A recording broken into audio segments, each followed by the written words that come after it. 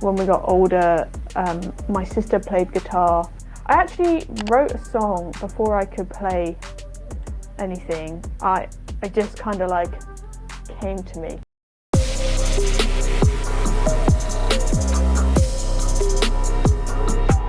xRhythms. Things happen, you're playing, your music starts getting traction. When did you first realise that you could probably make a decent career out of your music? It's definitely been a process of trying stuff out and pushing the boat out and seeing what happens. I was doing a lot of this performing open mic nights and stuff, and then kind of realised that I should probably like write some new songs and record some new music, and I didn't know how to do that because I didn't know how to produce myself, and the idea of that just sounded really frightening, and I didn't really have any money, so I was like, well, if I can't do that, then it's impossible. And again, like, friends and people I really care about were like, well, you know, what could you do? Like, maybe you can't do this massive project, but like, what are the small steps that you can take towards that? And so I started writing songs, started like really dreaming about what I wanted to say, what I wanted to write, and then I started talking to people about it, and that was a big thing for me. I really wasn't very good at communicating.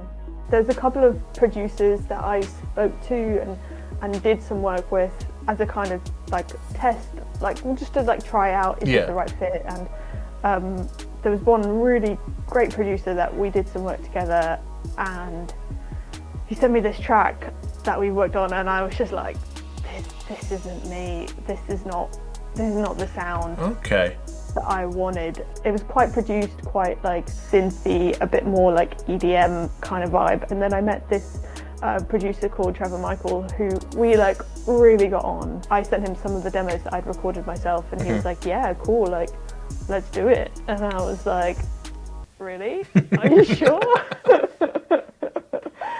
Booked this studio, and I was terrified, absolutely terrified about how it was going to go. I had a couple of musicians that a friend of mine had recommended to me, who I'd never met before. We had like super awkward rehearsal, which was a disaster. And then we did 2 days in the studio together, like arranging these songs, and it was magic. Every interview I do, I always finish with the same question every time, and that is the time machine question. You get blessed with a time machine that'll take you back 10 years, and you get to give yourself one piece of advice. What piece of advice do you give to yourself 10 years ago? It ain't an easy one, is it? I think I would go back and give myself a big hug and say, you don't have to be as afraid as you think you need to be.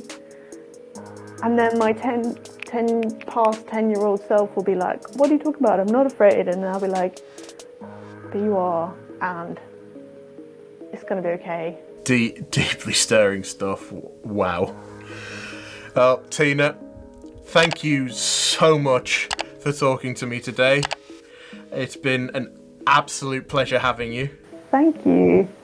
And you guys, if you haven't checked it out on our playlist now, it is City of Doubt by Tina Boonstra. I'm sure we'll have more on the way. And until next time. Bye.